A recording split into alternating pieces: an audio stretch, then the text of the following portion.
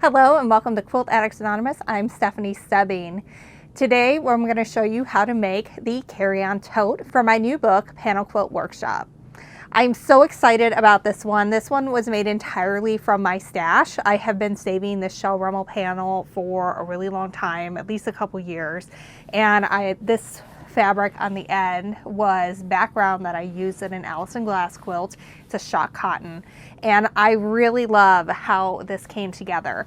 This bag fits the carry-on requirements for TSA, so you'll be able to bring it with you on all your quilty travels or just to retreat. And I love how we can show off the panel all around, but we also have a luggage strap here, so it can fit over your sewing machine if you are bringing a sewing machine case or just your regular luggage, depending on what it is that we're doing. We have a double zip, so that way you can open from either direction, and we have inside pockets in mesh where you can stash a few other goodies that you might need to bring with you.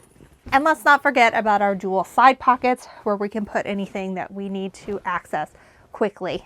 So overall, I'm super excited about this. I love how it turned out, and we're going to get into the tutorial right now. I totally forgot. If you would like a signed copy of my book, make sure you head on over to shop.quiltaddictsanonymous.com and we'll get one in the mail right to you. So the first part of this video is going to cover the prep that I've done to this point to get ready to film.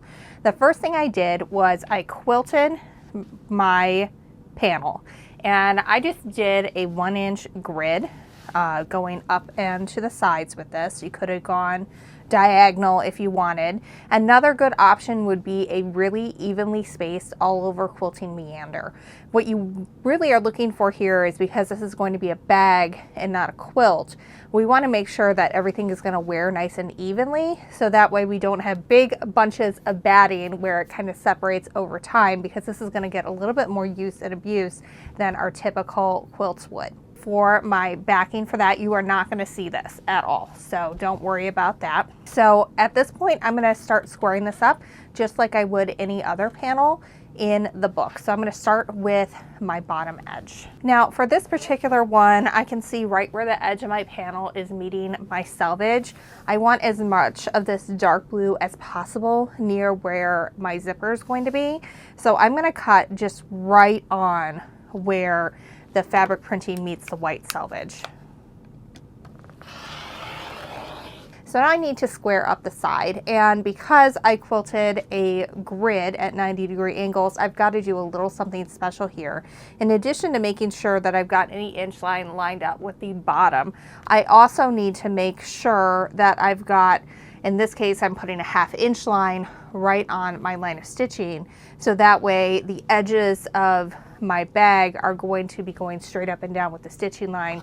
Otherwise it might be cut square, but it will look visually not square, which is not what we want to do after we put in all the effort to make this bag. So now that I've got that figured out, I'm going to go ahead and cut. Now when I'm looking at this, it looks like my 23 is also just exactly a 1/2 inch off of this last stitching line. So that's what I'm going to use to measure when I go up and down, just like I did on the other side. If you did an all over quilting design, you wouldn't need to make sure that you're in line with these stitches. You could just slice it off at 23 inches, call it good. So now I need to trim it to the height that it needs to be. I folded it in half and placed the folded edge on my 0-inch mark, and I'm going to trim at 19.5. But I want to kind of preview where that is going to end up, because we're going to have a 1/2 inch seam allowance. So if I trim here, then right along here is where I'm going to start seeing everything, which is a little bit not as much of this dark that I really like, so I might be moving it around a little bit. But I also kind of want to see where we're at here. This is also fairly light. So I feel like overall that maybe that might be the better way to keep it, because then we are not going to be struggling with matching up anything and making it look pretty. I'm going to go ahead and do this one layer at a time, so that way I can make sure that I am following along with where the edge is here, and that I'm nice and parallel to my stitching line. All right, now I'm good to trim that top half as well. All right, so now my panel is trimmed and we are ready to prep our handles to sew onto this before we move any further. This bag has a continuous handle, which means it's going to be sewn together as one piece and then wrap completely underneath your bag, which is going to make it very sturdy and make sure that your strap is less likely to have issues as you use it and shove it into airport carry-ons. So we are going to start by sewing together 4 widths of fabric for our straps. And this is a little different than maybe you're used to. I have not pressed this yet because it's all got to be sewn. But we're going to sew this together much like we would a binding strip. So I'm lining them up so that my edges are going over just a smidge. So that way I've got nice angles to aim for. So I can sew from here to here. And I'm going to go ahead and pin along the diagonals of where I want to be. This is not something I typically would do for a smaller piece, but because this one is larger, I am going to do it here. Then for an extra measure, you can take your ruler and you can line it up from where the strips are overlapping, and you can draw yourself a line to sew on. So now I'm going to be able to go ahead and stitch from here to here. Just like putting together binding, except it's on a lot larger scale. And when we're done, we're going to be able to have a continuous strip from here. So I'm going to do that, and then I'm going to go ahead and trim off my excess amount here with a rotary cutter, and we will do that to join all of our pieces. So you can go ahead and take this little valley that's created and move it right up to where your needle is when it is down. And that will help you have a nice secure area where it's going to open up and be a nice straight strip. So I'm going to make sure I remove those pins as I come to them, but just sew down this line. Now I'm going to take my ruler and lay the 1/4 inch line on the seam that I just sewed. And I'm going to take my rotary cutter and create my 1/4 inch seam. Now I'm going to repeat that step to essentially create one long handle strip. I'm not going to join my final 2 ends together though until we get some batting stuffed in here. I'm going to do this next step in about 2 different ways. So the first thing I'm going to do is go ahead and press this really well as I go through. As I go through, I'm going to go ahead and press these seams open.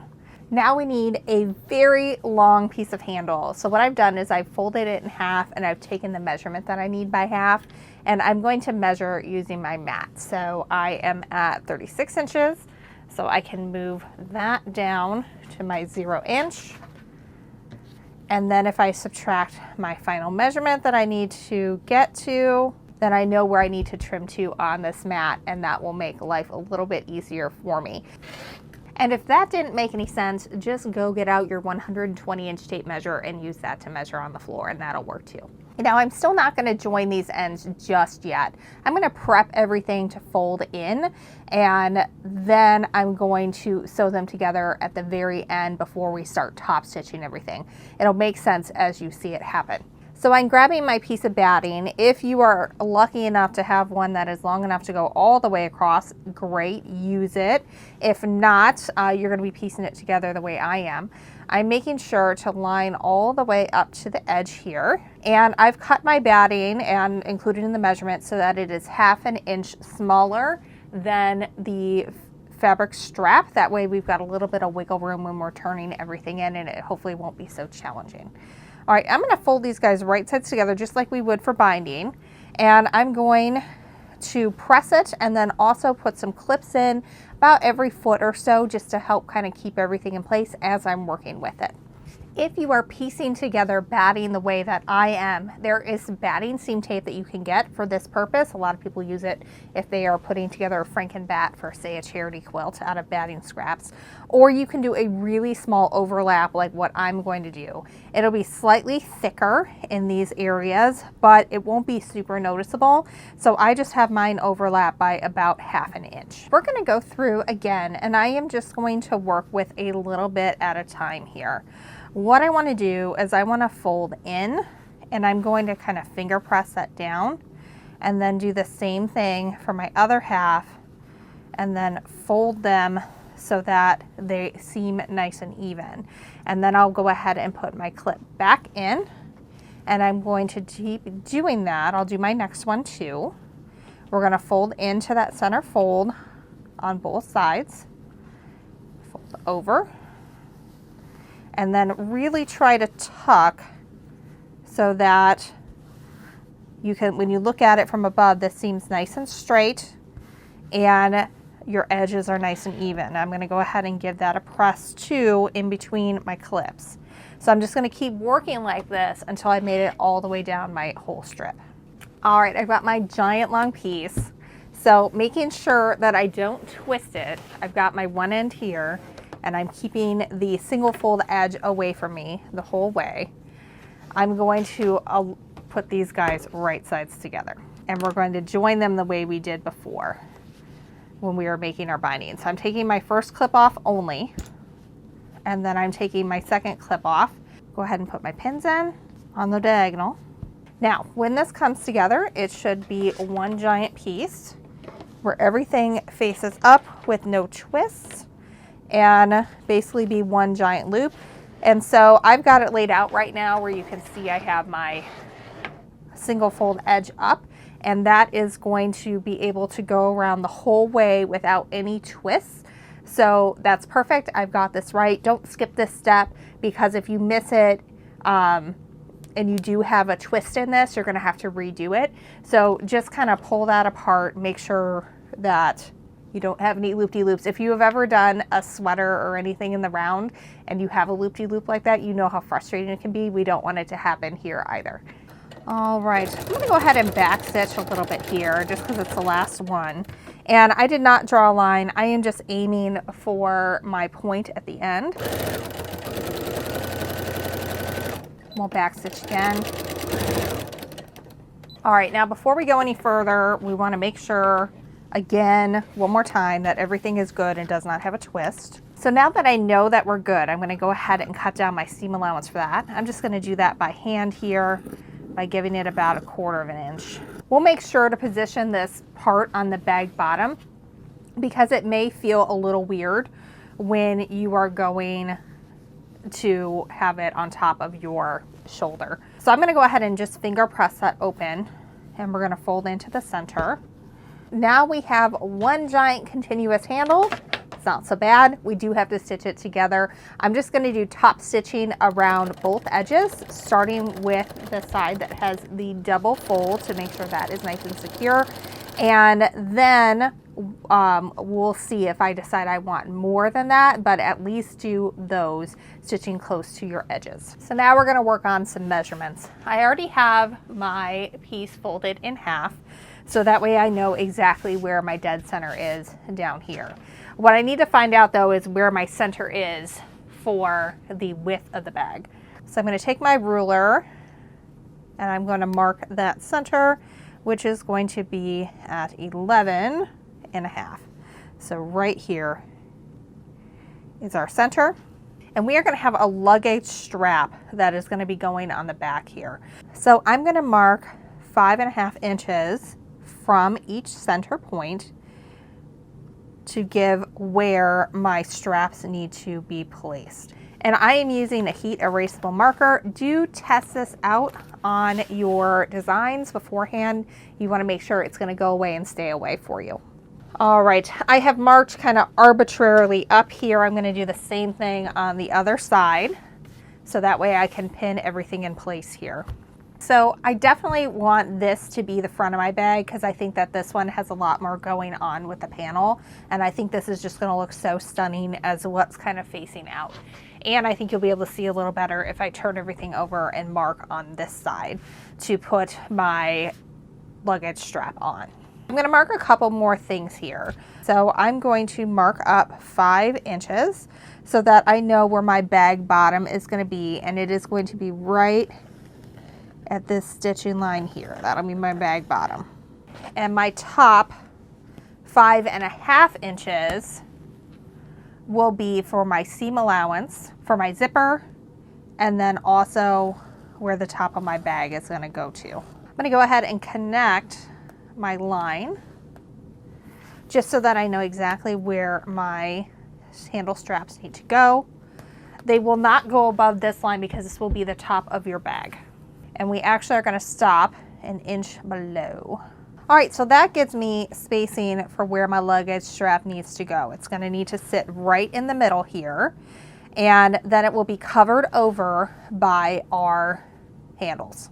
This is another piece that I have pre-quilted, and again, I just used a plain white cotton fabric to go on the back. This will not be visible when we are all said and done. So what I'm going to do is I'm going to fold this right sides together, and because this is quilted in a grid, I am going to make sure that I am keeping that grid in alignment as we go. That is just a thing that you can do to kind of elevate your piecing just a little bit to make it look a little bit more higher end, like this is maybe like a designer quilted bag that you purchased, and then folks will see you in the airport and you'll be like, oh, I made it, I made it. So we are just going to stitch along this really long line here. These side short openings are going to be left open for turning. Now I am using 1/2 inch seam allowances for this entire project. In this case, I'm just going to stitch right on top of this seam that already is here. I'm going to go ahead and reinforce that stitch so that way it doesn't pop open when I turn it right side out. Reinforce those stitches again when you get to the end. Now we're going to turn this all so that the right side is pressed out, but before I do that, I'm going to press this seam here open. I can hardly see the seam in this fabric, but I am going to keep that on the wrong side. That way it's not going to be visible at all from the right side. I am kind of taking a look at this here. I'm able to see right here that I've got a nice quilting part on the edge here that'll make a nice top. So I'm just going to go ahead and give that a press, get it nice and crisp. Now I'm going to unfold my fabric so that I'm only working with one fabric width here, because I need to be able to pin this in place and clip it in place. So I'm centering where my luggage strap is in between where the line is to stop stitching the handles and the bottom of the bag. So that's going to give me about 1.75 inches on both sides. And if that ends up being a little different for you, that is fine. Now this is going to be a little bit of a challenge because we're going through a lot of layers, but I am going to pin as well as I can on the sides here because we need to do a basting stitch to get this in place before we add our handles. One more thing that I'm going to do before I base this down is I wanted to make sure that there was a good amount of fabric on the sides of this so that way it would kind of hit kind of in the middle and not pop out with that seam, because sometimes those edges can fray a little bit. But I also want to double check that I'm going to be able to cover both sides, and I am, because that only comes to about center of where that strap is going to cover. So that's going to look really good when everything is said and done. So I'm just going to stitch a 1/2 inch inside of this line right here just to base that in place on both sides. Now when I base this, I mean I'm going to base it. I'm going to go back and forth over this section that holds it in a lot.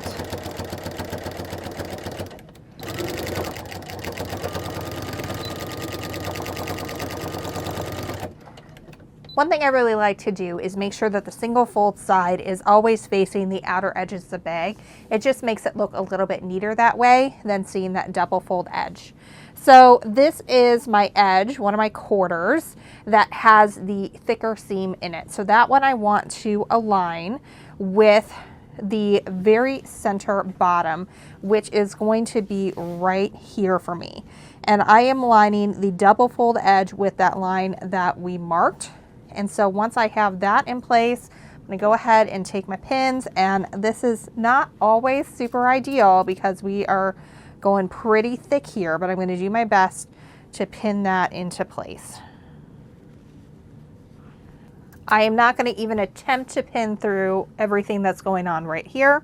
We're just going to go up to where I need to stop. So I have my line marked right here where the top of the bag begins, and then this line here 1 inch below that is where my top stitching is going to end. So I want to make sure that I am putting a pin right nice and even with where that is. And because I quilted that 1-inch grid on mine, I'm going to stop in line with the 1-inch grid so that it kind of makes sense when we put it together. All right, so that's 1/4 ready to go there. And you can make adjustments as you go, like if things start to get off a little bit, but that is a good way to start. All right, so now we're going to take, and here's my other 1/4, and I'm going to line it up. And again, make sure you are not twisting anything. So I've got to flip mine around there so that my handle is going to be nice and straight. And now I can line it up with my center here and repeat that pinning process. We're going to do that all the way up for both sides. This is what it should look like before we start sewing. I'm going to do one more thing though, just to check to make sure that my handles have the same amount of space on them. I'm going to go ahead and fold it at the bottom center and lay it flat and make sure that my handles are coming up to about the same spot. And they are. That looks like it's going to be good, and I'm going to have a nice even handle. So now I'm going to go ahead and top stitch. I'm going to go around one side at a time, and we're just going to stitch right on top of the stitching lines. I'm going to go over everything twice, plus go around in about 3 or 4 times, making a inch-long section, cross section at the top here to make sure that it does not go anywhere. All right, I'm going to go ahead and start up at the top, and I'm going to stitch back and forth to where that ending stitch line is going to be, just to get everything started. And as I'm sewing, I am paying attention to the line that I marked to make sure that that double fold edge stays nice and even with it. And I am stitching along the same stitching line that I made when I top stitched my handle. And if you do get off on this just a smidge, really is not the end of the world, because that line's going to go away once we heat it up in a bit.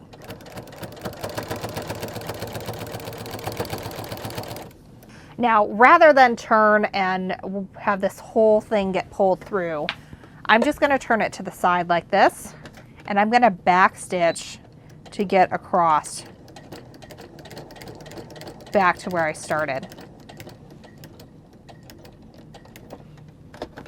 And I'm going to go over that 3 times.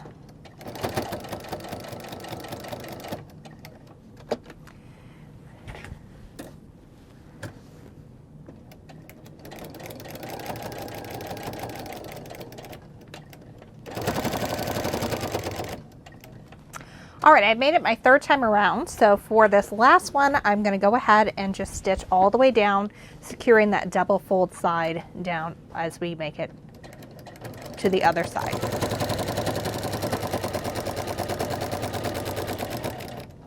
Now this part, I'm going to go ahead and go over. I'm going to back stitch all the way up.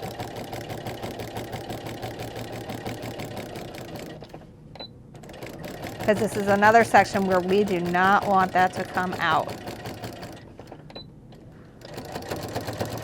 Going to back stitch a little bit for the top part. Make my way back down.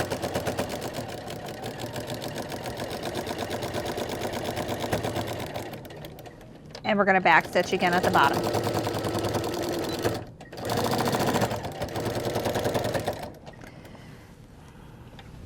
All right, the rest of this is just going to be a plain top stitch to get that handle down. Now I started back up at this top, but I don't want to end here. What I'm going to do is I'm going to go ahead and turn it toward me, and even though I've secured that top really well, I'm going to go ahead and just back stitch within here a few times, just to make sure that stitch is really well secured and we're not going to have anything coming out. You're going to do everything I just did on the other side. We're going to work on our lining prep. Now I am using SF101. It is a type of lightweight fusible interfacing that is woven. And I like it because it is fabric on one side, and then it has a bumpy glue on the other side, and that's what you use to fuse it together. So what you want to do is go ahead and put your bumpy side up, And because this is a little bit bigger than SF101, what you're going to do is you're going to apply this in 2 halves. I've already applied it to 1 half of my piece. So starting from the other half, I'm going to go ahead and line up my top corners.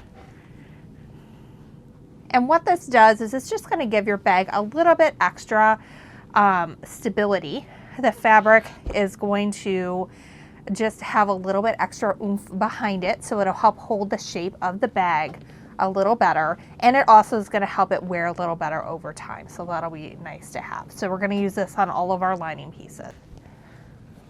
Now before I move on, what I like to do is just flip over my interfacing to see if there's any kind of wrinkles or bubbles. You can see a little bit here where the fabric didn't adhere all the way. There's a little bit of a wrinkle, so I want to make sure to go over that section again with the iron, but overall it attached pretty well to start with. Next, we're going to mark off where to sew a mesh inner pocket. I'm going to start by folding it wrong sides together just like we did before to find where my center seam is. Now remember, the bottom of our bag is going to be 10 inches wide. So that would be 5 inches would be our plain old bottom, but I'm just going to mark up 6 inches because that's going to give me an inch from the bottom where I'm going to have a little bit of wiggle room to put the bottom of this piece that I'm working with here. Then I'm going to go up another 6 inches from there, and that's going to be the top of where I want my mesh to go. I'm going to set this to the side so we can get our mesh ready. Now what I'm going to do here is I'm going to place some fold over elastic over the edge of my mesh. This could be any bag making mesh, but I got mine from By Annie along with the fold over elastic from there as well. I'm choosing to sew this with a stretch stitch. It's going to look like a straight stitch, but it will in fact stretch, and that will allow the bags to come open along with the fold over elastic, but I won't have to pull on it because the mesh does stretch, as does the fold over elastic.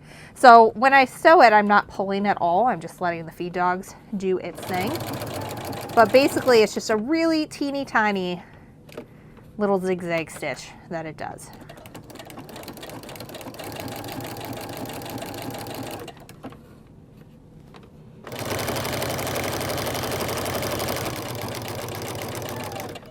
Once you're done, you're going to lay everything back out, and I'm going to just go ahead and clip my edges here. And we're going to sew along the bottom, and then we're also going to create some divisions on the inside. I'm going to put a couple of pins just here in the center just to make sure that this stays nice and flat at the bottom. All right, so I am just marking my areas for where my pockets are going to be. Go ahead and follow the measurements pattern to go ahead and know where these belong, but essentially we're going to create 4 almost equal pockets where we can shove our little goodies in and be able to keep our tote just a little bit more organized. So now what I'm going to do is I'm going to start up here and I'm going to stitch down, and I'm going to go ahead and use just a straight stitch going across this area down here because we do not need the bottom part to stretch.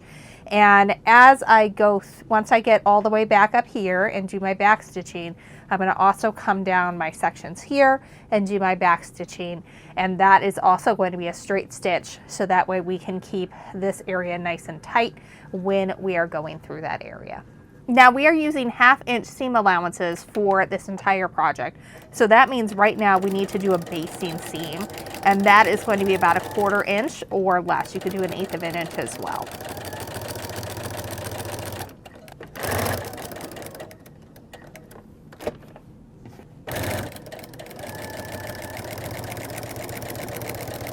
Now, as I sewed, my area kind of migrated a little bit, my mesh. Now that is meant to be a little stretchy, so if that happens, just let it happen. Don't try to bunch it in. And then when you get to the side here, rather than keep it straight and in line, go ahead and let it come over. In this case, it's about 1/2 inch that it's stretched over, and we'll just chop that off at the end. But it's better to keep it nice and flat because it will stretch, than try to bunch in something that's a mesh and fold over elastic. Go ahead and backstitch.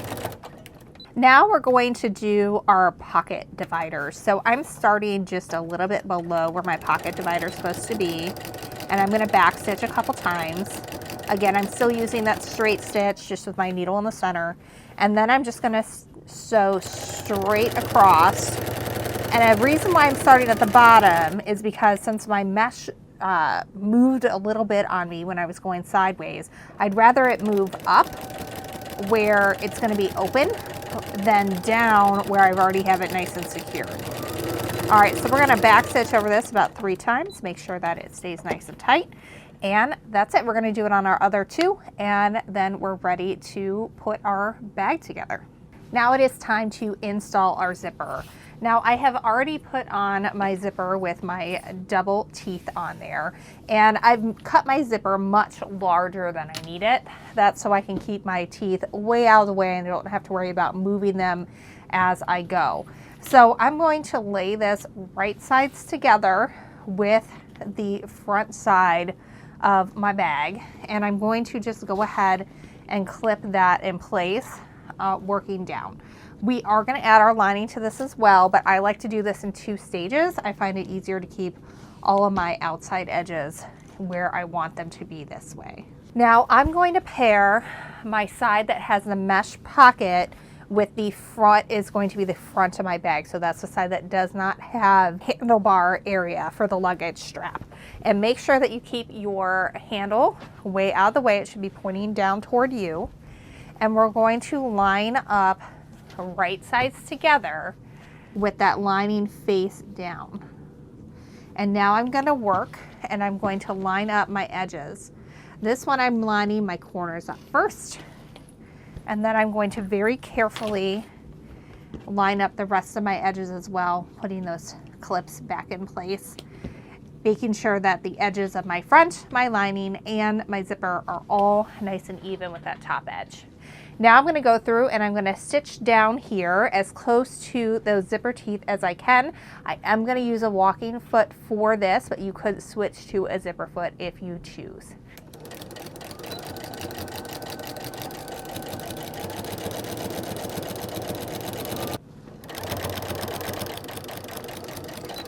We'll back stitch again. Now we're going to flip everything so that our top side is up. Now we're going to go ahead and press and make sure to keep everything nice and out of the way of the zipper teeth so that we can top stitch. And as you do this, go ahead and throw some clips on too, just to help keep everything folded nice and back. I'm going to very temporarily switch my thread for the top stitching. That way I can top stitch right on top of my line right here, and it will look like it's the exact same white thread that I used to quilt the outside. I'm going to go ahead and reinforce the stitches when I get started top stitching. And then I'm just going to follow my stitching line across, trying to stay on top of that quilting line that I originally put in place. For this next part, we're going to go ahead and lay everything right side up. And we're going to place our quilted outer portion even, making sure to line up the edges of our material. And then line up the edges of your quilted bag with the zipper tape. Then we're going to flip everything over and we're going to bring up our lining this time. And we're going to do the same thing where we are clipping everything in place, starting with our edges and working our way in. Now we're going to repeat the process of stitching our lining and outer to our zipper and top stitching. Now it's time to baste around the edges of our bag, so that way all of our lining pieces and our outer bag stay nice and even with each other, which is what we'll need to have happen in order to put on the edges of our bag. Once everything is done, we're going to put seam binding on the inside of this seam, and that will help keep everything nice and tidy on the inside. But this is a way to be able to do this without making the zipper super complicated. So to start, I just put my fingers in between to figure out where my halfway is, and then I'm going to line up the edge of my lining with the edge of my outer bag. Then working one side at a time, I'm going to go to the middle and clip. and then also clip at the quarter mark.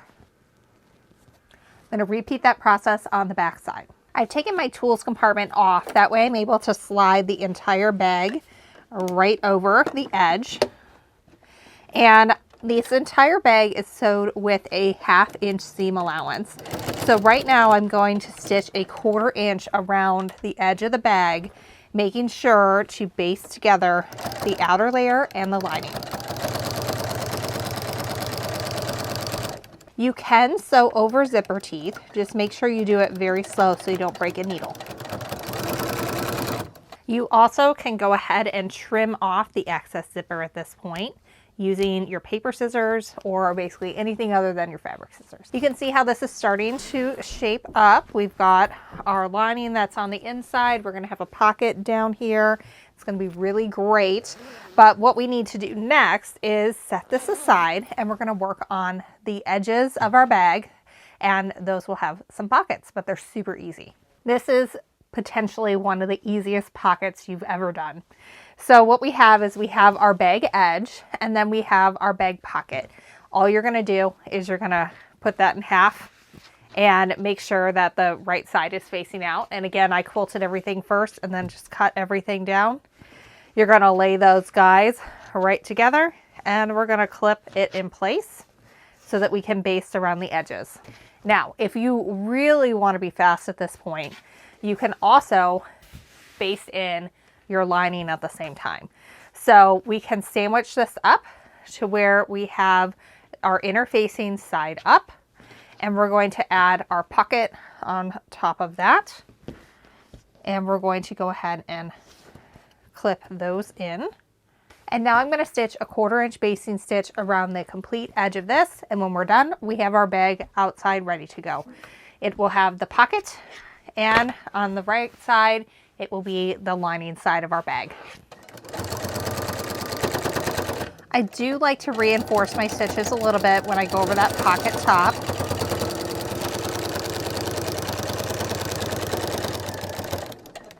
Now, before I move forward, I just want to quick mark my center so that way I can really easily arrange this with the corresponding parts on my bag outer. So I'm just marking 5.5 inches in on my top and bottom. I'm not so worried about the corners. As long as I get these set, the rest of it should kind of take care of itself. Now, before I get any further, I am going to open this zipper up, not all the way because I want to make sure that this is closed and I got plenty of room to work with, but I do want to be able to make sure that I can turn everything right side out, and I don't want to forget later. Now we are going to turn this so that it's wrong side out again. I'm going to go ahead and match up my center lines, and I am going to put a pin in this one just because it's very important that that part stays secure. The rest of it I'm probably going to use clips for, but that part I want to make sure is nice and tidy in the center. Now I'm going to work my way out, clipping as I go. And remember, you are going to have a 1/2 inch seam allowance here, so I'm not getting super close to my edges here. Now next, I'm going to line up my center with the center of my zipper teeth. And also, really good time to make sure that you have the right edges facing out. You should be seeing the lining with the lining side right now. And that is all I'm going to clip for right now. What I'm going to do is I'm going to get started right about here, and I'm going to stitch over, and then when I get to the point where I need to turn, that's when I'm going to reposition, because I think it's just going to be a little too challenging to maneuver everything otherwise. You're going to want to make sure that you're using your lines on your machine in order to sew that 1/2 inch seam. If you're not used to a 1/2 inch seam, go ahead and mark it on your piece that you're sewing. That would be fine too. I am now about a 1/2 inch away from the edge, so I'm going to go ahead and do a little bit of back stitching here. Now I'm going to stop and I'm going to pivot. And while I'm pivoting, I'm also going to put a clip in the center here. I'm going to go ahead and back stitch again. I just made my final turn. I'm going to go ahead and stitch about 1 inch past where I started, trying to hit right on that line. and then backstitch. Now you're going to repeat that process on the other side. Now I'm going to take my 45-degree line on my ruler and I'm going to line it up with the bottom edge of my fat quarter, and I'm going to cut across to create a nice bias edge here, and just continue that on up. Now we're going to take our two straight of grain edges and we're going to lay them right sides together, and we're going to stitch a 1/4 inch seam. Next, we're going to press this seam open. Now at this point, we need to draw some straight lines, and it needs to be across where the bias is. The easiest way to remember this is just to give it a feel. See how there isn't a ton of stretch here, but there is a ton of stretch here? That's the side that we need to create our lines on. I'm going to do 2.5 inch binding here, and I'm going to go ahead and start drawing those lines. Another good way to tell it is if you've done it correctly and you're working with a fat quarter, you are going to have to move your ruler down because it will be just a little bit longer than the 24 inches of the ruler. Now we're going to continue marking every 2.5 inches, working our way up. When you do this with a fat quarter or any of them, you usually end up with one strip that's too skinny at the end. Don't worry about that. One more thing I really like to do is mark my 1/4 inch seam, so that way when I am putting my lines together, I'm going to end up with really nice straight lines for our continuous binding strip.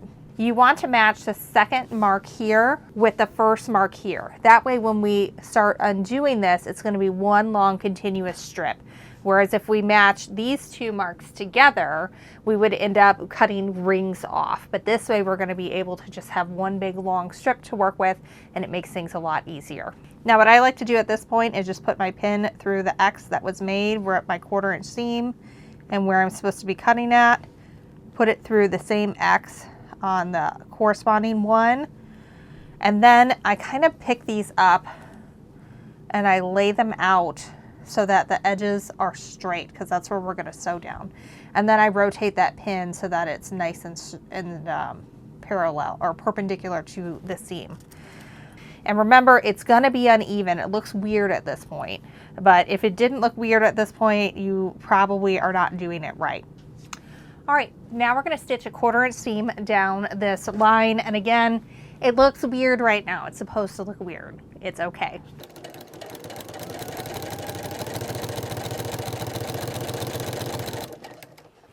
Now you're going to take your fabric cutting shears and you are going to go ahead and work your way around those lines that we drew. And this is going to come off in one very long piece.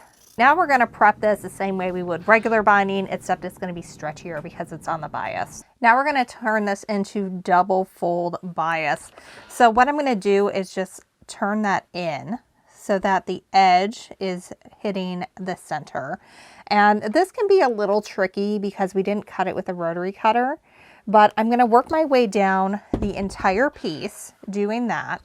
And then I'm going to come back on the second pass and I'm going to fold it in so that the edges meet. Go ahead and cut a right angle off on your double fold binding. Then you're going to go ahead and you're going to start from the bottom and you're just going to wrap that around, and that should cover your lines of stitching. Now at this point you have a couple of options. You can just pick a zigzag stitch or a decorative stitch and go around this one more time in a coordinating thread and the machine and call it a day. I feel that this is at this point a pretty high-end bag. You would be paying a good amount of money for this if you were to buy it in a store. So I'm going to hand stitch both sides down because I want it to look really neat, and I know that if I don't do that, it's going to bother me every single time I look at this bag, even if it's on the inside. So particularly for me, that's my best option. Well, here we have it. I'm going to have to stuff this with some towels for the actual photo or some clothes or something, but I love how this turned out. It's so beautiful. I love Shell Rummel's fabric inside of it, and I think it really just turned out really fun, and it's going to be so great to have this on the back to slide over your suitcase handle so it doesn't fall everywhere, and give it some more stitching. And this isn't too long, You're going to be able to kind of hang on to it as you go if you do have to carry it. Overall, I absolutely love how this turned out, and I hope you guys love it too, and I can't wait to see how you customize it and work with your favorite panels to make the carry-on tote.